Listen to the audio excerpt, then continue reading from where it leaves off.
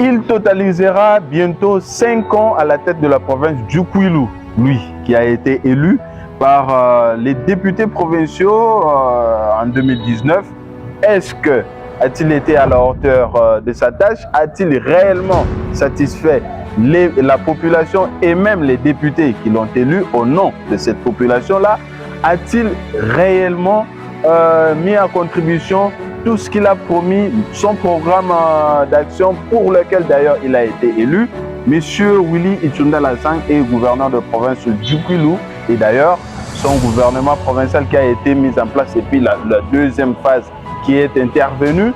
Cette fois-ci, nous allons quand même analyser si il a réellement fait ce qu'il a promis. Mais je ne serai pas seul sur ce plateau autour de la question qui reçoit ou pour son énième numéro que nous tournons sur place à Bandundu, messieurs et dames. Je serai accompagné de Jonathan Messa, avec qui nous allons échanger un peu. Également l'invité que nous allons vous annoncer, qui va bientôt d'ailleurs faire son entrée. On va revenir sur lui, mais Jonathan Messa, est-ce que, je sais que tu sauras répondre, puisque ce n'est pas à toi de répondre à cette question, mais si tu peux nous rafraîchir la mémoire sur quelques axes du pilier, donc quelques axes piliers du programme d'action du gouverneur Willy Itunda. Voilà, il faut dire d'entrée de jeu que Willy Itunda est parmi ces rares gouverneurs de province. Il totalise bientôt 5 ans depuis son élection. Il y a eu plusieurs qui ont été déçus, aussitôt investis par les assemblées provinciales. Mais Willy Itunda totalise quand même 5 ans. Il faut analyser, est-ce qu'il a été à la hauteur? Est-ce qu'il a rempli son programme d'action comme voté par l'Assemblée provinciale? Il faut rappeler, Patrick, que son programme d'action se tournait autour de 5 piliers. Donc il y avait premièrement l'amélioration de la gouvernance provinciale et locale. Il y avait la maximisation de recettes et l'encadrement de dépenses. Au-delà de ça, il y avait la relance de la production agro-pastorale. Il y avait la question de l'amélioration des voies de communication et la protection de l'environnement. Il y avait aussi la poursuite de la construction des infrastructures de base et la promotion du secteur industriel et l'amélioration des conditions sociales de vie de la population et enfin le renforcement du capital humain. Autour de cette question d'aujourd'hui, va essayer de comprendre si le gouverneur Willy Itunda a noblement rempli la mission pour laquelle il a été élu. Je me souviens encore, c'était le 19 avril 2019.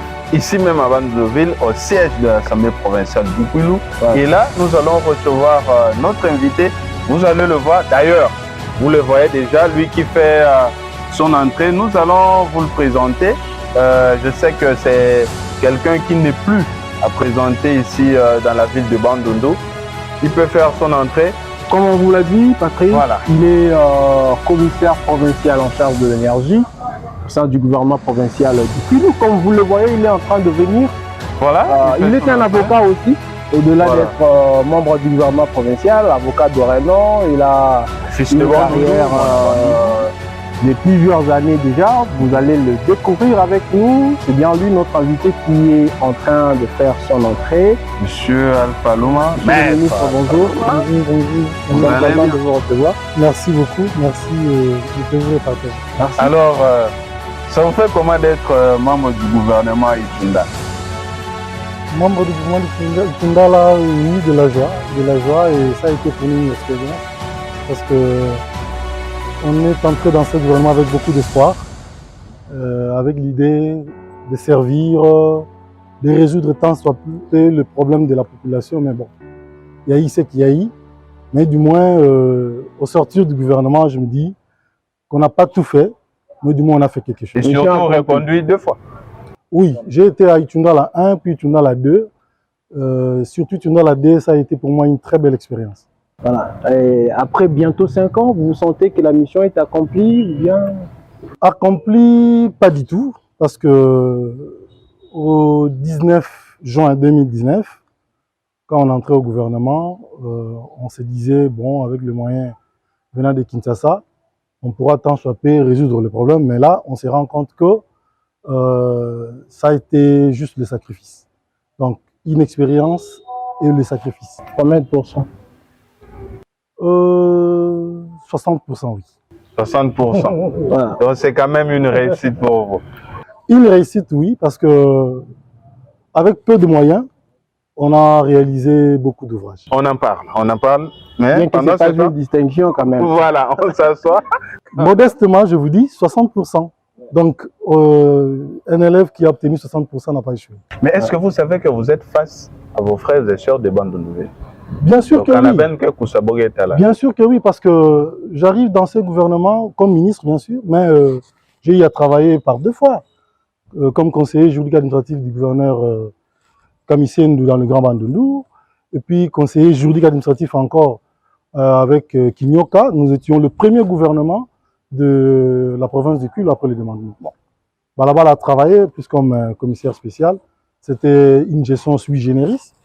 Mais les premières élections du gouverneur dans la province du Kwilu, ça a été avec Kinyoka. Et je travaille avec ce gouverneur-là dans le premier gouvernement. Je vis Balabala travailler pour le second gouvernement. Bon, disons ça.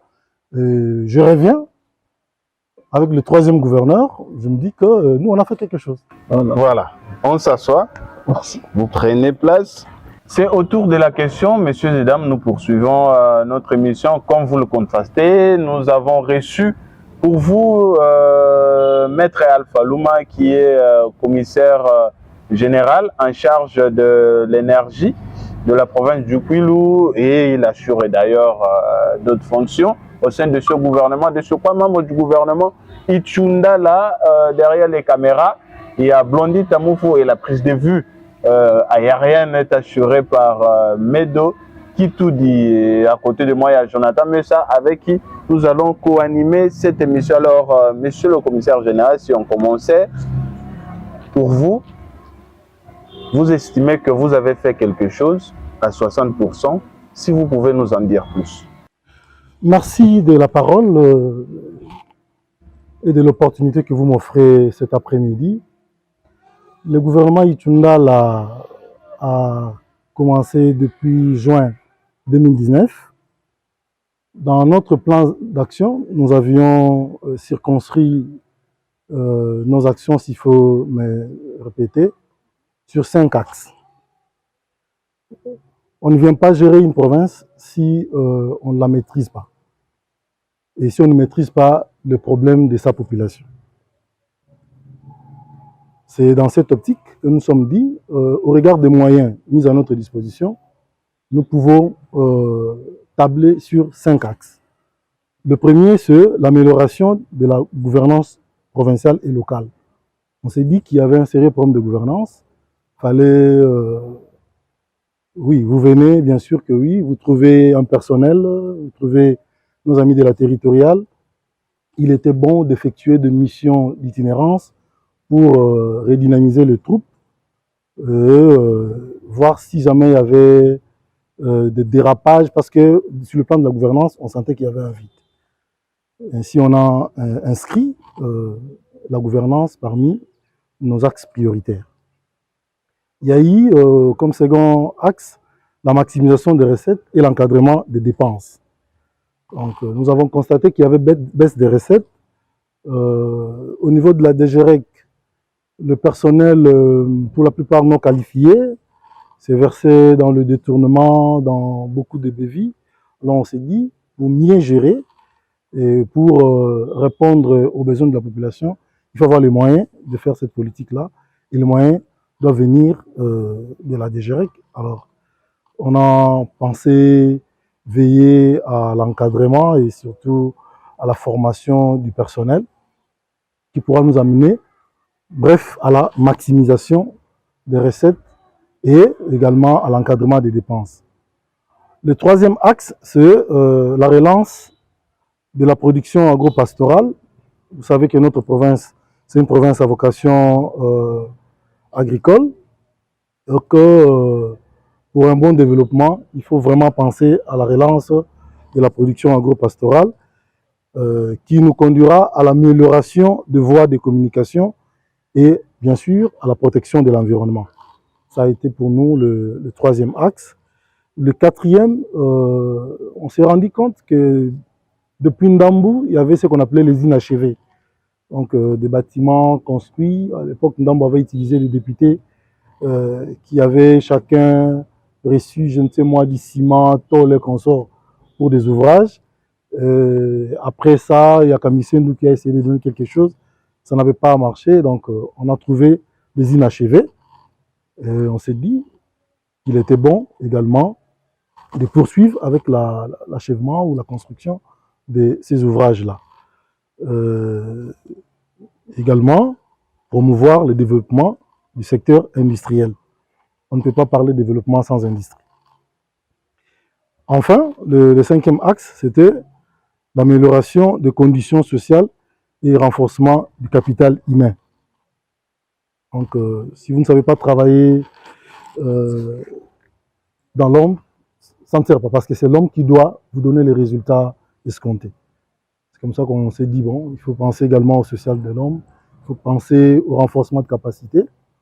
Nous l'avons également fait avec nos députés provinciaux au début là. On a, avec le concours des Profit Congo, organisé des renforcements de capacité. Voilà brièvement les 5 axes constituant des actions prioritaires du gouvernement Itundala, tant 1 que 2, bien sûr que oui, parce que le plan d'action est resté le même. Vous venez de relire en fait les programmes d'action, mais nous voulons savoir concrètement qu'est-ce qui a été fait. Qu'est-ce qui nous a amené à rédiger ces programmes-là? On s'est dit que la gestion de la chose publique demande des moyens et que sur le plan légal, on avait des recettes qui devaient venir de Kinshasa. Donc, 90% du budget, ou de notre budget, parce qu'il y en a eu 4, 90% des recettes viennent de Kinshasa. Donc, vous avez dans ça la rétrocession, vous avez les fonds secrets de recherche, vous avez les frais de fonctionnement, vous avez les frais d'investissement. Donc, les 4 rubriques-là constituent déjà 90% de recettes. Et que les 10% de recettes doivent venir de ce que nous récoltons localement avec les quelques impôts et taxes rétrocédés avec la décentralisation des coupages. Malheureusement, les impôts nous rétrocédés, notamment l'impôt sur le revenu locatif, l'impôt foncier, également la vignette qu'on appelle, l'impôt sur le véhicule qu'on appelle communément la vignette. Avec la vignette, ça va, mais avec l'impôt foncier, c'est compliqué. Nombreux sont ceux qui se versent dans l'incivisme fiscal et vous allez vous en douter, même les autorités de la place ne payent vraiment pas l'impôt foncier. N'est-ce pas ça une excuse, juste se cacher derrière les recettes qui peuvent venir d'ailleurs? C'est comme attendre qu'un autre monsieur puisse vous donner quelque chose pour manger alors que vous avez tous les moyens pour en produire vous-même. Non. Vraiment nullement une excuse parce que déjà avec les recettes provinciales, il y a une difficulté, c'est que sur ces recettes brutes-là, la répartition est que l'Assemblée a 40%. Ouais, toujours les députés qui prennent la grande part. Ça a toujours été votre chanson. C'est pas une chanson, c'est ça la vérité. Et ça, nous l'avons hérité de gouvernements antérieurs. Donc, l'Assemblée provinciale a 40% de recettes brutes. Le gouvernement provincial a 30%, la DGREC, qui récolte les recettes, à 30% également. Curieusement, de 30% de recettes revenant au gouvernement provincial, le gouvernement, si je peux me répéter, est obligé de réaliser des actions. Commencer par payer le personnel, le membre du gouvernement et leur cabinet, réaliser quelques ouvrages, toujours dans le 30% de recettes, qui constituent le 10% du budget de la province. Quand vous dites que c'est une excuse parce qu'on attend de Kinshasa, non. Les recettes que nous attendons de Kinshasa, ce n'est pas un don. Ce sont des recettes que récolte le régime national traditionnel. Vous avez la DGRAD, la DGI, la DGBA, toutes ces régies-là récoltent de fonds pour la République, mais au nom de la province du Kwilu.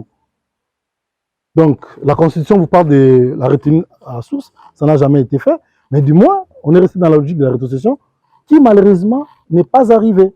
Avec les recettes provinciales, alors, qu'est-ce que Surtout que là, nous sommes déjà sur le point et voilà que avec les recettes provinciales, nous sommes vus dans la difficulté de réaliser notre plan d'action comme prévu. Parce que quand on a projeté les actions, on s'est dit qu'on aura 90% de Kinshasa, avec les 10% produits localement, nous pouvons nous verser dans des actions concrètes qui pourront, tant soit peu, résoudre le problème de la population. Alors, lorsque ça n'a pas marché avec la rétrocession et bien d'autres rubriques, on s'est dit, alors, à l'impossible ligne tenue, sacrifions-nous. Nous avons été parmi le ministre sacrifié, disons, si je peux me le permettre, depuis que la province, d'abord du Grand Bandundu et du Kwilu existe. Sacrifié, ça veut dire que notre traitement a été vraiment au-dessus de la moyenne. Et à notre époque, il y a eu des amis qui sont tombés malades parce qu'en réalité, on savait nouer le début du mois. On a le pouvoir. J'en viens. Ok. Avec les petits moyens qu'on avait, on s'est dit, on ne nous jugera pas parce qu'on nous a doté des jeeps, parce qu'on nous donne un traitement digne de notre rang, mais on nous jugera par rapport à nos actions.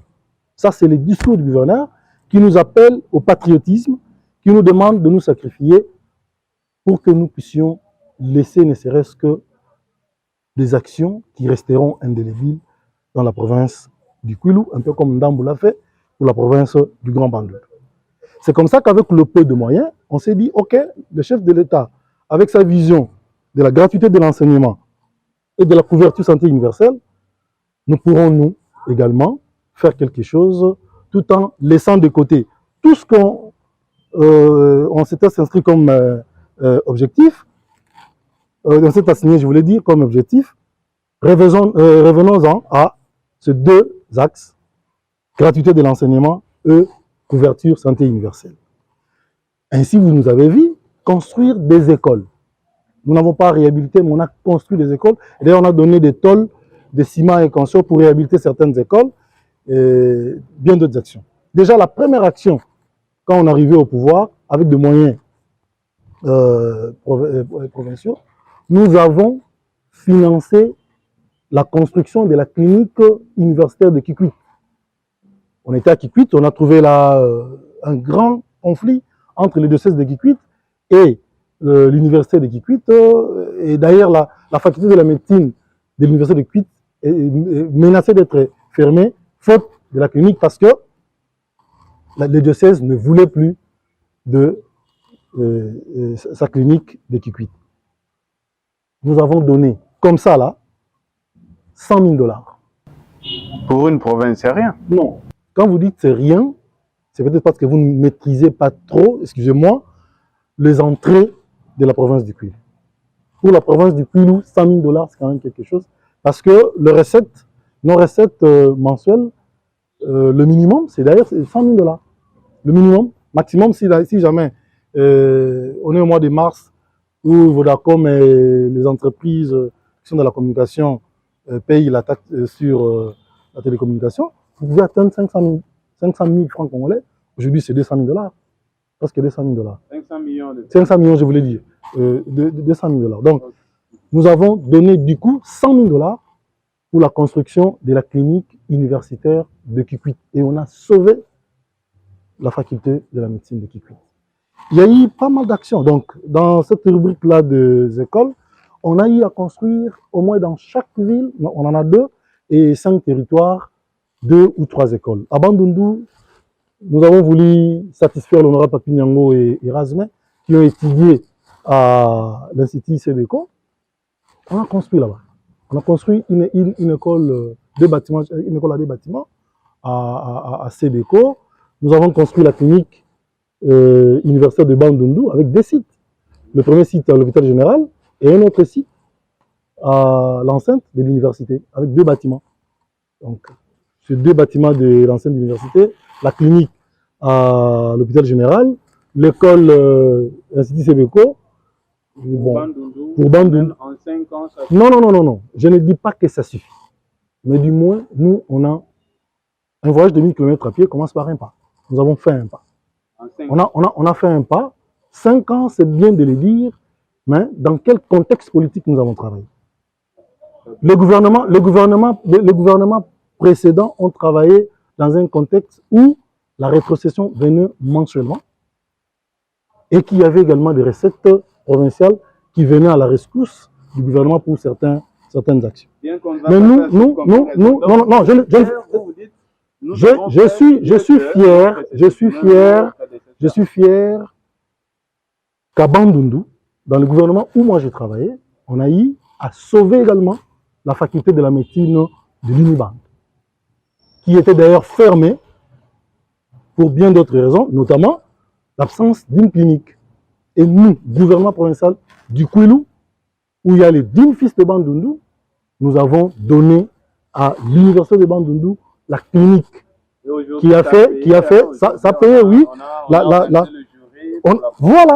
Donc, je peux vraiment aller dormir, me dire, je n'ai pas tout réussi, mais du moins, ma cote n'est pas zéro. Monsieur le ministre, vous vantez la construction des écoles, construction des hôpitaux, mais s'il faut revenir un peu sur ces dossiers de construction, on vous critique aussi aujourd'hui de surfacturer vos constructions. Par exemple, avec des matériaux qui coûtent moins que prévu. Et si on peut voir même les cliniques, on peut voir la fondation, on peut voir les écoles là-bas, ça ne ressemble pas en fait au montant sorti de la caisse du Trésor public. Mon cher ami, ça, ce sont des politiciens en perte de vitesse qui inventent des choses. Il y a des ceux qui sortent l'argent de la République dans le trésor, dans la caisse, et les résultats ne suivent pas. Nous avons fait sortir l'argent de la caisse, les ouvrages sont là. On a construit, non. C'était des bâtiments, s'il vous plaît, c'était des bâtiments à 6 classes, bureau, latrine. Un peu comme Matatapo nous l'a fait avec le projet 1000 écoles.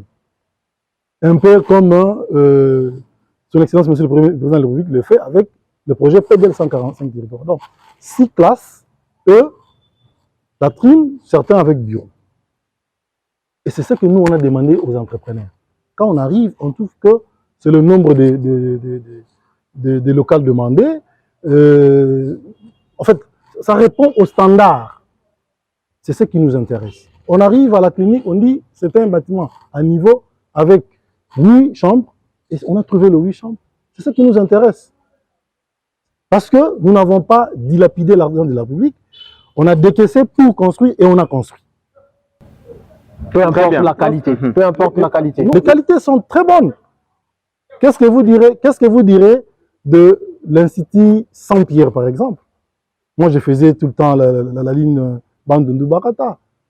Tout celui qui passe par Saint-Pierre se voit. Qui aujourd'hui se trouve dans un état de délabrement très très avancé. Mon cher ami, nous avons construit et on a remis à l'école. Il faut que le gestionnaire ait le sens de responsabilité. Nous avons également donné des bancs. On a fait fabriquer des bancs ici à Bandundu. Allez à l'Institut Sebeko, nous avons donné des bancs. On a donné des bancs. Vous ne pouvez pas. Il y a eu des salles de classe, tableaux et bancs. On a donné des bancs. Donc, quelques mois aussitôt investis par l'Assemblée provinciale, on a vu les gouverneurs, Willy Tshundala, dans des véhicules de l'office de route, lancer les travaux de la route partant de Loani jusqu'à dépasser un peu l'IEC Bandundu. Route Kwango, s'il te plaît Patrick, aujourd'hui, bientôt 5 ans, la route est asphaltée. La route est à quel niveau? Parce que ceux qui empruntent ces tronçons continuent à se plaindre même. À côté de la Banque centrale, les travaux se sont arrêtés aussitôt lancés. On ne sait pas, bientôt votre gouvernement arrive fin mandat. Qu'est-ce qui s'est passé en fait? Mon cher ami, moi j'habite le quartier Bimbi. C'est une route que j'emprunte tous les jours. Mais la gestion de la chose publique a ses réalités. Je vous l'ai dit. Faute de moyens pour réaliser, c'est pourquoi. Pour réaliser l'objectif pour lequel nous sommes assignés dans notre plan d'action, on a dit on ne sait pas tout faire. On ne sait pas tout faire. Donc, vous ne ferez pas tout avec des moyens insignifiants. Nous avons cerné notre action cette fois-là sur la gratuité de l'enseignement et la couverture santé universelle, avec, excusez-moi, avec des interventions ponctuelles sur le social, les consorts. Mais sinon, on s'est dit, nous n'avons pas, mon cher ami, parmi les infrastructures, il n'y a pas celle qui coûte plus cher que les voitures routières. La route coûte très cher. Alors on s'est dit qu'on n'a pas de moyens. Tous les gouverneurs qui sont passés par ici, commençant par Ndambou et le reste, tout le monde nous a mis de la latérite sur cette route. Tout le monde a mis de la latérite. On s'est dit avec nos amis de Foner, parce que vous parlez de la partie du côté de la Banque centrale. Pourquoi vous ne parlez pas de la partie du côté de Bitoula où Foner a bétonné? Moins d'un kilomètre en tout cas. Mais tout dépend de moyens. Tout dépend de moyens. C'est-à-dire que on doit commencer quelque part. On doit commencer quelque part et avancer. Hier, on ne savait pas passer sur l'avenue Kaemba parce que la route était coupée. Mais aujourd'hui, on sait se le permettre. Donc, on n'a pas assez de moyens pour construire des routes. On s'est dit qu'on peut construire des écoles, on peut construire des hôpitaux. Donc, ce sont des actions. Ici, dans cette ville, vous ne connaissez pas une seule route construite par Ndambou qui est encore là. Mais du moins, nous savons voir des écoles construites par Ndambou. Entre autres, l'Institut agricole Ntoto à Malebo.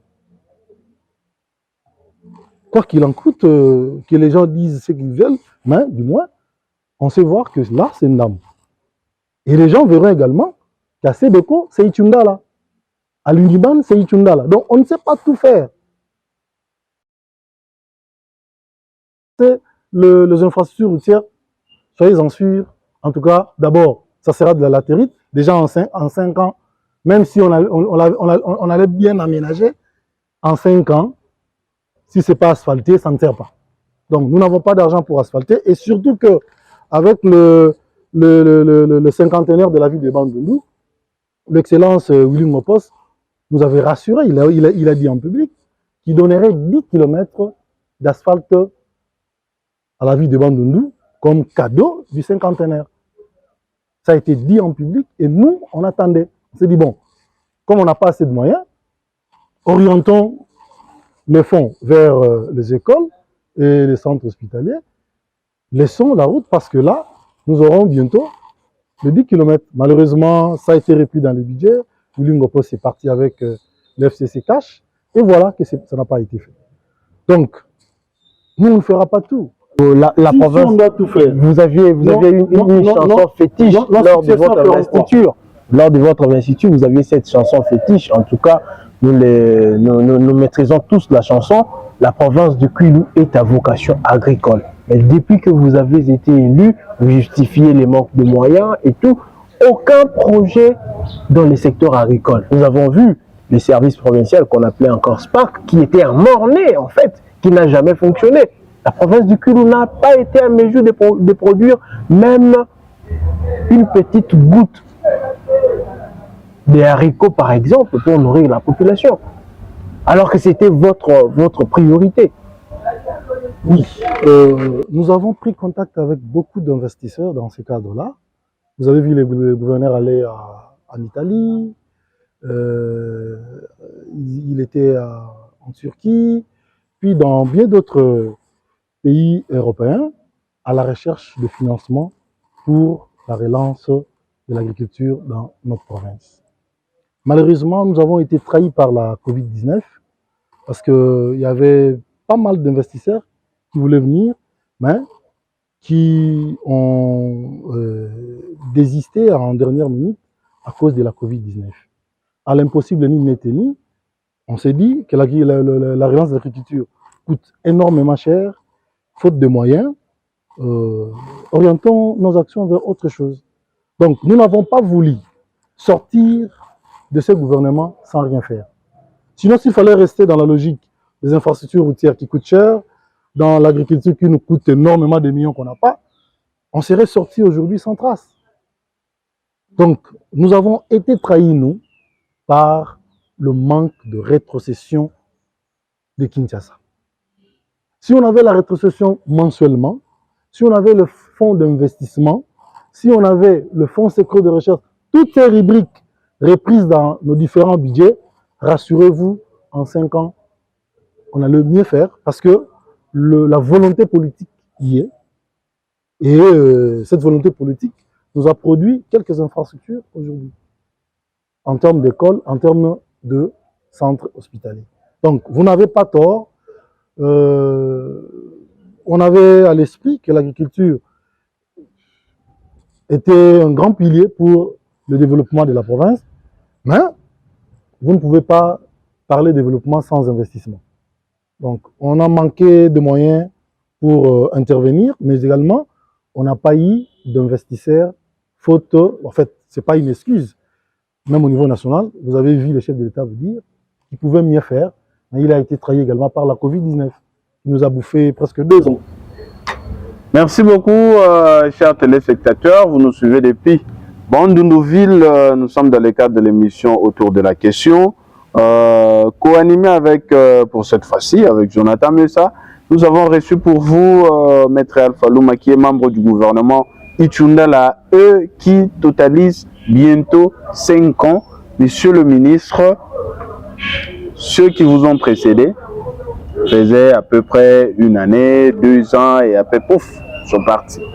Mais vous, qu'avez-vous fait de spécial pour que vous puissiez parcourir ou faire autant d'années au pouvoir? Merci beaucoup. Nous avons connu un gouverneur qui a été député provincial depuis 2006, je crois, 2007, président de l'Assemblée, quand on commence la nouvelle province du Kwilu. Et voilà, gouverneur. Donc c'est quelqu'un qui connaît bien la province et qui connaît le fonctionnement des institutions provinciales. On a eu la chance d'avoir dans notre gouvernement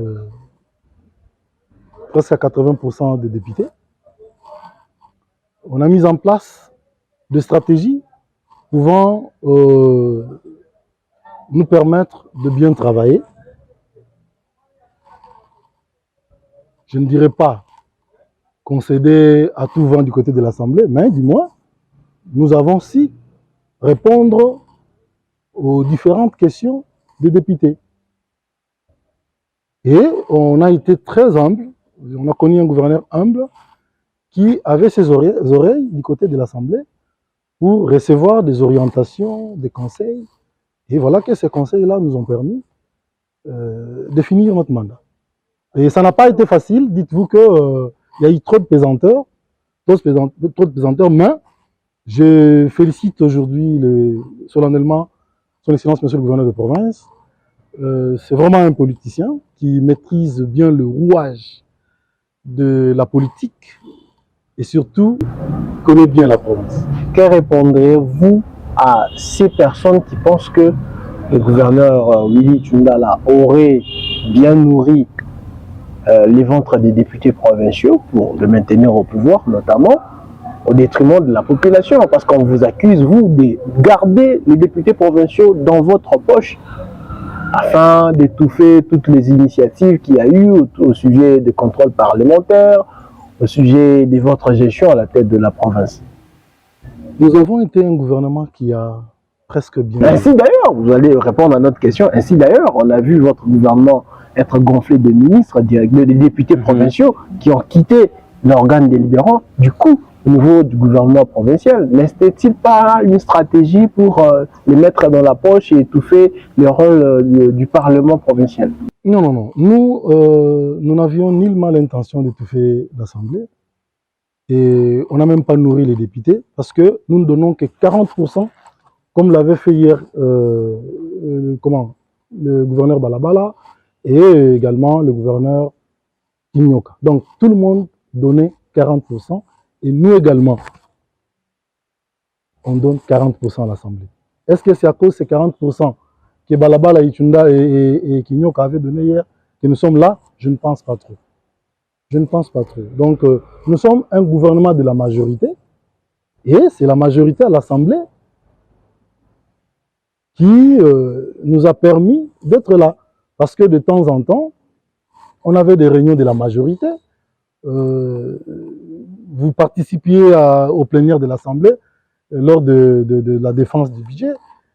Si le député de la majorité, et il ne mettait pas de gants, hein, et nous, on était là pour répondre aux recommandations de l'Assemblée. Donc, on a été le plus humble. On a facilité la collaboration entre l'Assemblée et le gouvernement. Donc, des réunions interinstitutionnelles se tenaient de temps en temps. Donc, notre gouvernement n'a pas investi du côté de l'Assemblée au détriment de la population. Je ne pense pas trop. Justifié par ces quelques infrastructures seulement.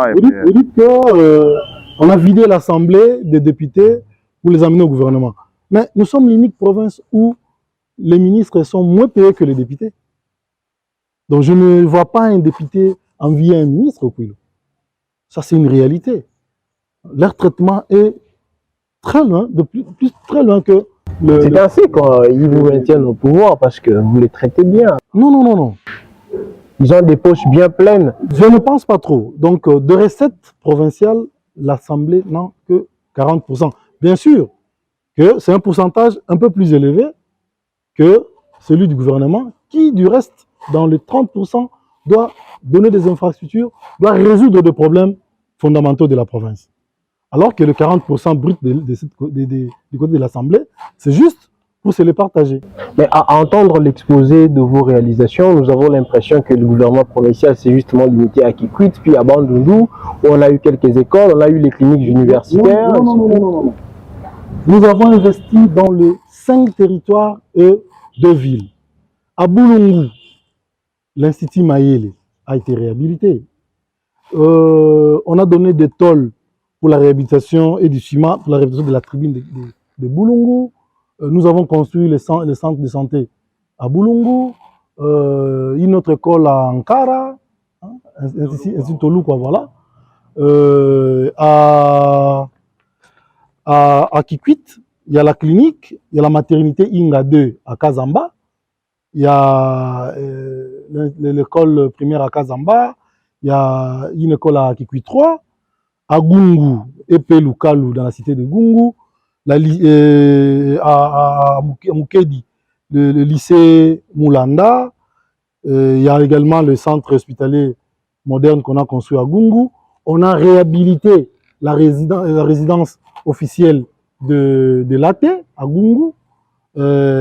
À Bagata, on a construit l'école primaire Modizo.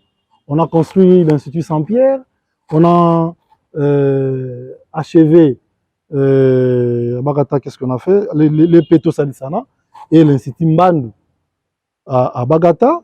De Saint-Pierre, bon, voilà. Territoire. Donc à Idiofa, la clinique presque identique à celle de Bandundu. On a appuyé la construction du bloc opératoire à la mission Ngosso. On a construit la salle polyvalente du secteur de Madimbi.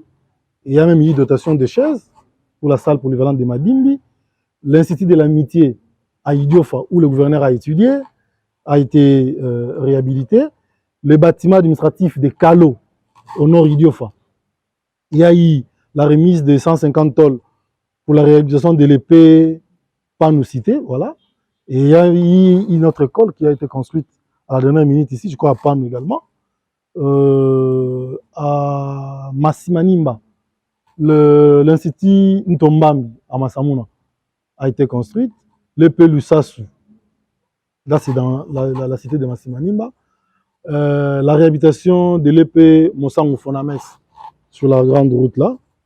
Et également la construction du centre hospitalier moderne à Boulungu. Donc, je l'ai dit ici, dans le cadre de la couverture santé universelle, aujourd'hui avec la gratuité de la maternité qui a commencé à Kinshasa, et bientôt ça sera le Kouilou, parce que nous sommes parmi les provinces pilotes.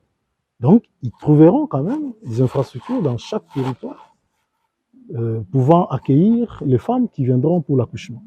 Donc, nous, on avait déjà cette vision-là et on a préparé les infrastructures. Aujourd'hui également, avec le PDL 145 territoires, on s'est inscrit dans cette logique-là de construire des écoles, de construire des centres hospitaliers, des bâtiments administratifs et également des routes, des dessertes agricoles.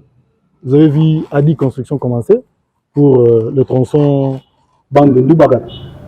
Si on doit retenir quelque chose, durant les 5 ans qui vont bientôt être totalisés, le gouvernement provincial s'est appuyé sur la construction des écoles et des hôpitaux. Sur 5, vous n'avez réalisé qu'une seule mission. Donc, on peut dire, sur 5, vous avez un. Non. Sur le plan de la gouvernance, je vous ai dit non.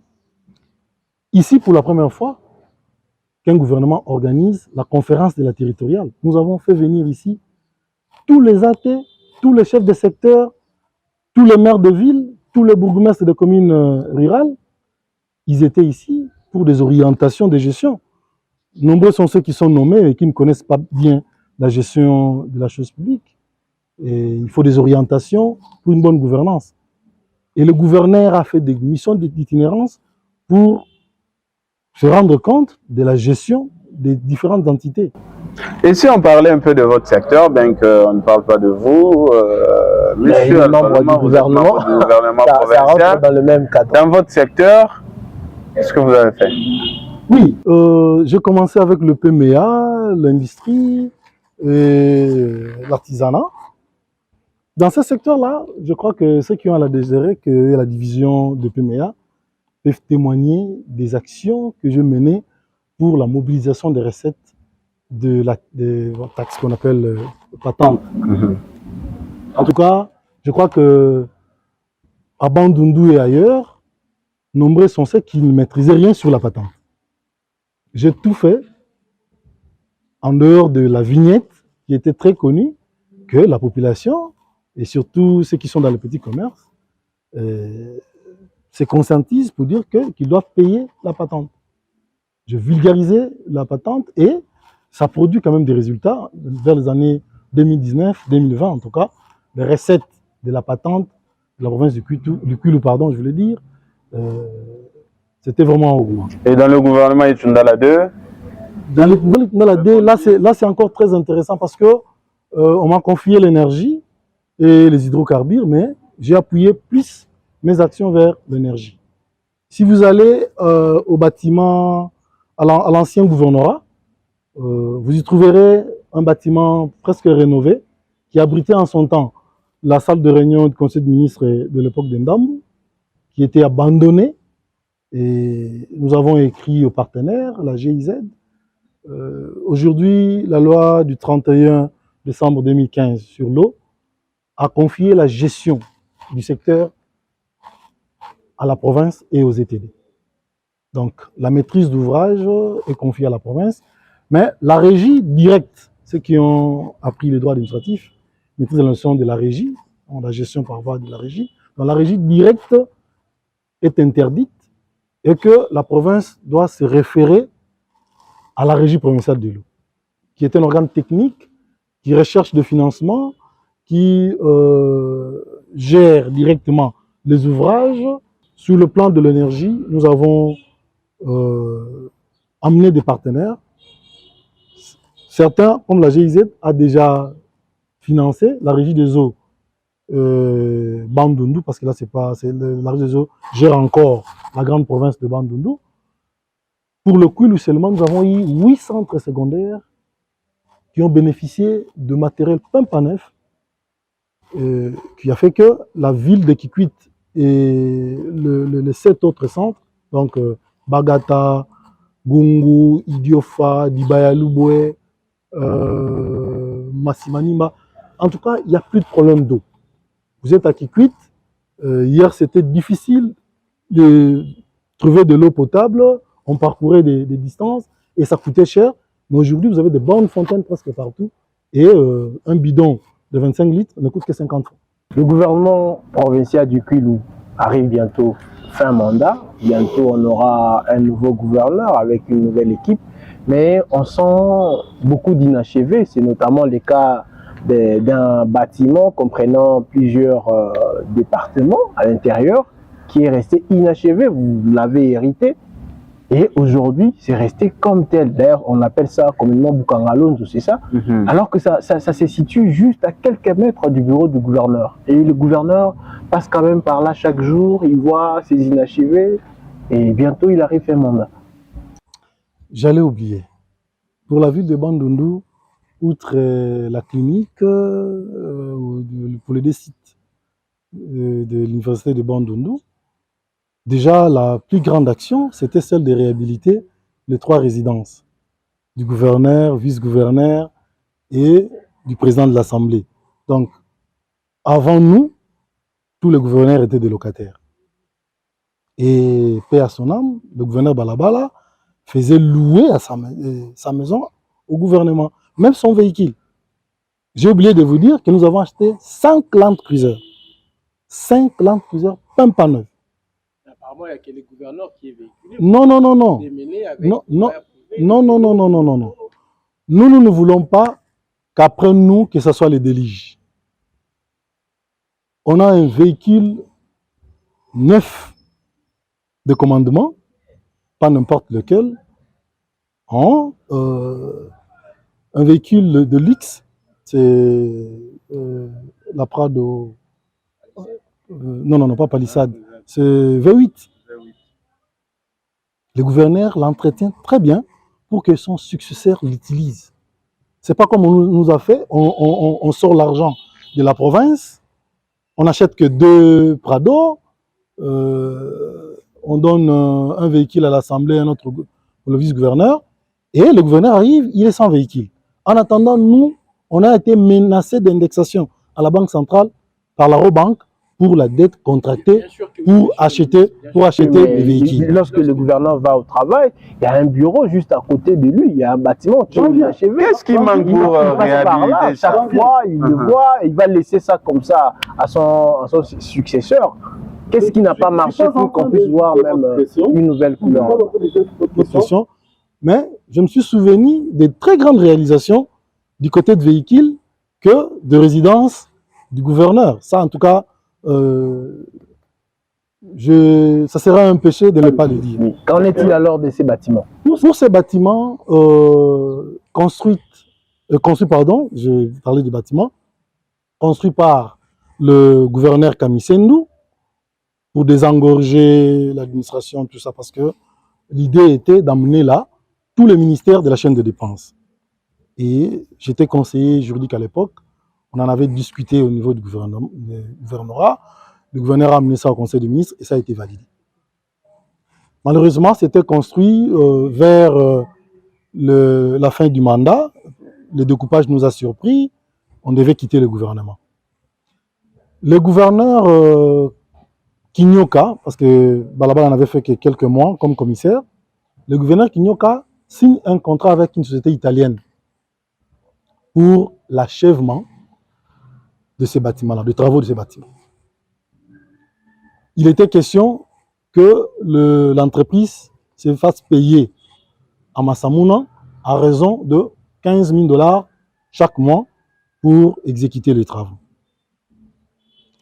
Ils avaient déjà commencé.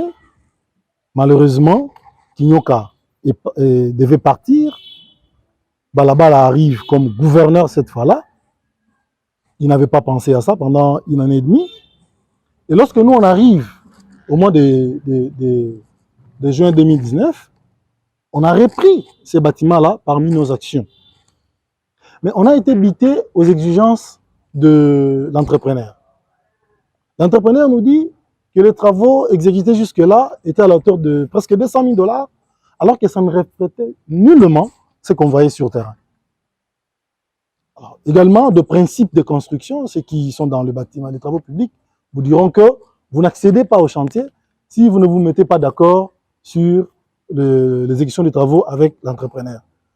Le gouverneur a dit, le montant que l'entrepreneur demande, c'est vraiment trop. Avec le peu de moyens que nous avons, faisons autre chose, le temps de rediscuter sur le marché. Malheureusement, la dame qui gérait l'entreprise est restée un peu plus catégorique. On a dit, bon, on ne va pas rester derrière ces contrats-là, alors que ça nous demande trop. On y reviendra, mais avec les petits moyens que nous avons, faisons autre chose parce qu'on ne va pas sortir de ces gouvernements sans action. Vous m'avez vu vous citer qu'au moins dans chaque territoire, quand quelqu'un se lève le matin, il sait voir que ça, c'est Itunda. Nous sommes arrivés à la fin de notre entretien, messieurs et dames. C'était autour de la question qui a reçu pour vous Maître Alpha Luma, qui est membre du gouvernement Itunda, avec qui d'ailleurs nous avons parlé des réalisations de ce gouvernement qui, pendant plus de 4 ans, bientôt 5 ans, a pu faire à travers la province. Et monsieur le ministre est revenu sur les quelques axes qu'ils ont pu et qu'ils se sont plus attelés pour réaliser quand même quelque chose à travers la province. Jonathan Messa, monsieur le ministre, si on peut se lever, nous sommes en train de clôturer l'émission. Aujourd'hui, on accuse le gouverneur Willy Tshundala, qui est fait mandat, de vendre de terre, des portions de terre, 42 000 hectares. 42 000 hectares et ça fait presque 42 km. D'après ce qui se raconte, le gouverneur aurait reçu des moyens de la part d'une société pour rendre les populations locales locataires à la société qui va s'installer là-bas. Nous voudrons en fait avoir des précisions pour que nous puissions couper court à ces rumeurs. Qu'est-ce que le gouverneur a fait? Pour ne pas te répéter, Maître Alpha, aux amours à Bandundu, membre du gouvernement Itundala. Mushipentan et Zara Musigate Anabandu. Donc, ce qui est indi, nous sommes aux hommes là. Bana Bandundu, Bawakalabino. Et les gars sur les réseaux sociaux. Gouvernement provincial, gouverneur Willy Tshundala a dit 42 km. Pourtant, il y a 42 km, il y a Zamba, Namboka, Nanyon Sotou. Vous êtes un membre du gouvernement. Mon cher ami, ça fait marrer par moment. Parce que moi qui vous parle, je suis originaire du secteur Kwango Kasai, territoire de Bagata, groupement Ito. Il est vrai qu'aujourd'hui, avec l'extension de la ville de Bandundu vers Bonkoulou, moi du groupement Ito, je deviens dans la ville de Bandundu et dans la commune de Mayoyo, le groupement Ito devient le quartier Ito. Donc parmi les 20 quartiers de la ville de Bandundu, vous avez le quartier Ito. Qu'est-ce qu'il y a en fait? On a seulement alarmé la population inutilement parce que les politiciens veulent en faire leur objet de campagne. Mais sinon, il n'y a rien, mon cher ami. Le projet Mushipentan n'a pas commencé avec Itundala. Le projet Mushipentan date de 1954. À l'époque, on devait doter le pays de 6 sucreries. Sucreries du Kivu, à Kisangani également, disons du côté de Kulongongo. Et pour le Grand Bandundu, c'est le site de Mushipentan qui était retenu. Ça a été abandonné le projet et c'est en 1984 qu'on relance le projet avec la construction de logements pour les agents. Je crois que ce qui fait quand Mushipentan trouve quand même quelques bâtisses qui sont restées où il y a nos amis qui sont venus du Kwilu profond qui sont là, qui sont venus pour travailler dans le projet Mushipentan. Et si vous montez un peu là où il y a l'antenne de Vodacom, vous trouvez des résidences, des cadres qu'on avait construit. Malheureusement, le projet était également abandonné. En 2008, je crois, à l'époque du gouverneur Ndambu, il y a eu une entreprise qui est venue parce qu'on était à la recherche des investisseurs. Je vous ai parlé de la promotion de l'agro-industrie. Nos populations n'ont pas seulement besoin de rester là où ils sont, mais ils doivent voir le développement. Excusez-moi, j'en viens. Je suis en train de chuter d'ailleurs. Je te parle d'où est venue l'histoire. Donc, nous sommes dans le cadre du projet Mushipentan que vous connaissez. Donc, la première entreprise qui est venue, c'est Platinum. C'était une société des Israélites. Ils ont parlé avec Ndambu, ils étaient sur le terrain, tout ça. Ils avaient occupé, donc en fait, Ndambu leur avait cédé 42 000 hectares de terre. Ça n'a pas marché, ils n'ont pas voulu évoluer parce qu'il y avait un petit problème de gouvernance. Vous savez comment ça se passe chez nous. quand les entrepreneurs, les investisseurs arrivent, tel ministre réclame les 10%, ceci, et ces gens-là ont trouvé que ce n'était pas sérieux, ils sont partis. Je ne sais pas citer le nom des gens ici, qui géraient à l'époque l'agriculture, ça n'avait pas marché. Après, à l'époque de Kamisendu, il y a eu une autre entreprise qui est arrivée, ça doit être, le nom m'échappe, Sun City ou quelque chose comme ça, j'ai oublié le nom, mais il y avait une entreprise qui était également venue, ça n'avait pas marché, ils sont partis. Et voilà que, à l'époque de Tchundala, c'est Cap Congo qui arrive. Cap Congo arrive pour dire j'ai 50 millions de dollars à investir pour le projet Mushipentan. Donnez-moi 12 000 hectares. Mon regard de l'investissement ou de capitaux mis en jeu, on s'est dit non, non. Revenons aux 42 000 hectares de platinum. Mais la transplantation de villages, c'est même interdite par la communauté internationale. Le droit international interdit la transplantation de villages. Attendez, non.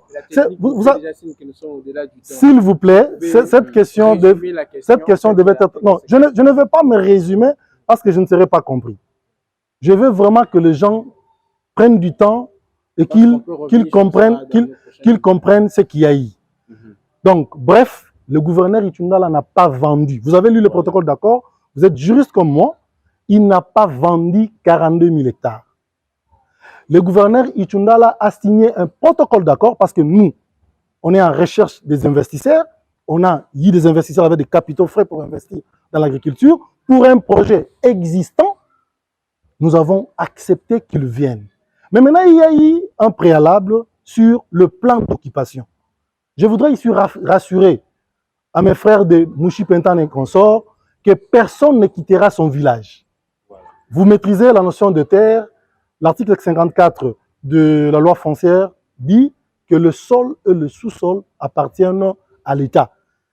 Mais l'article 388, je crois, et même 389, parle de terres de communautés locales, qui sont des terres environnantes de nos villages, tout ça. Ces terres-là sont protégées.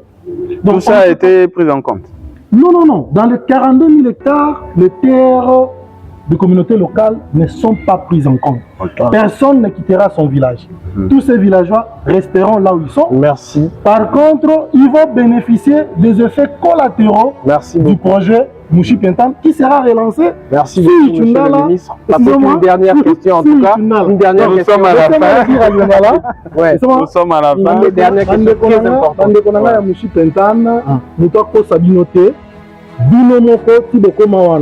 Bobi Keboya wana na cadre du projet Mushipentan parce que moi je suis originaire de là. Mouché, c'est là où habitent les chefs.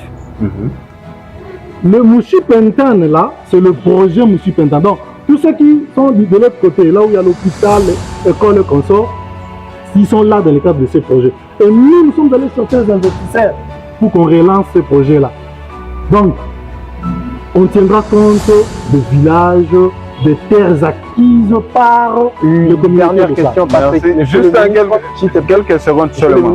Parce que vous arrivez à faire mandat. Avant de mener le projet, bientôt vous serez faire mandat, monsieur le ministre. Merci, monsieur le ministre. Bientôt vous serez faire mandat. Voilà. Le gouverneur Itundala va laisser la dette à quelle hauteur? Avez-vous tout payé? N'avez-vous pas de dette? En tout cas, qu'est-ce que vous allez laisser comme dette à la province? En une minute. Je vous dis, si Tundala avait accepté des dettes, nous on serait tous véhiculés. On serait tous véhiculés parce qu'on allait consentir un crédit au niveau de la banque pour que chacun de nous ait une vie. Mais ne vous rien laisser comme dette. On ne vous laissera rien comme dette.